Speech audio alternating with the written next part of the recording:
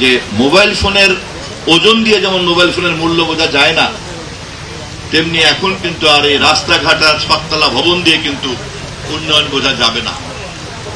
প্রকৃত অর্থে উন্নয়ন বুঝতে চাইলে পরে এই সমস্ত স্ট্রাকচারাল ইঞ্জিনিয়ারিং এর পিছনে, অবকাঠামোগত ইঞ্জিনিয়ারিং এর পিছনে এর সফট পাওয়ার এবং সফট সার্ভিস ক্যাপাসিটিটা কতটুকু আমরা দিতে পারছি, তৈরি করতে পারছি, তার উপরে নির্ভর করবে।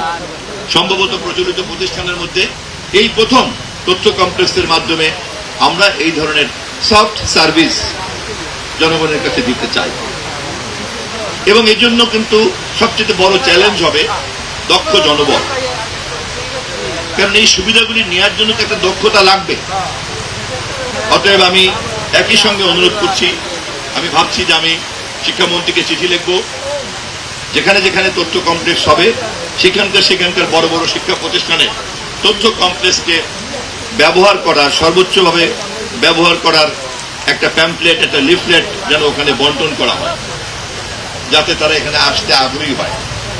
এটা কেবল ঢাকা বরিশাল হাইওয়েতে যাওয়ার সময় একটা দর্শনীয় ভবন হতে পারবে না।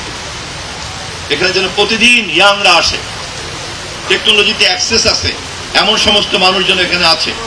বয়সে যদি প্রবীণ হয় কিন্তু চিন্তায় যদি তরুণ হয়, তাহলে তিনি যেন এখানে আসেন।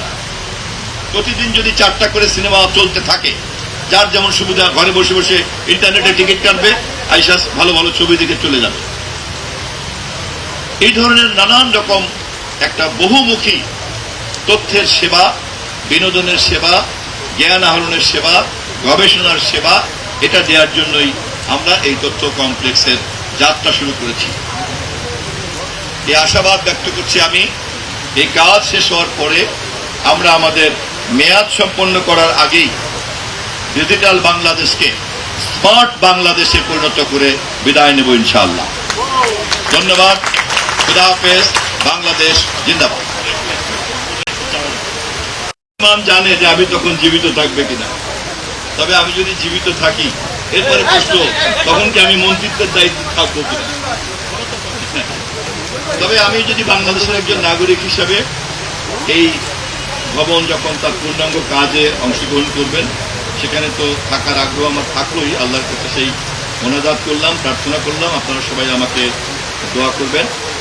আর সাংবাদিক বন্ধুদের উদ্দেশ্যে আমি আবার একটু একটা কথা বলে যাই। আমি এতক্ষণ যে কথাগুলো বললাম, এই কাজটাকে খুব দ্রুত একটা সেবা দেওয়ার দক্ষতায় নিয়ে যাওয়ার জন্য প্রথমে যারা ব্যবহার করতে পারেন তারা হচ্ছেন সাংবাদিক ভাই।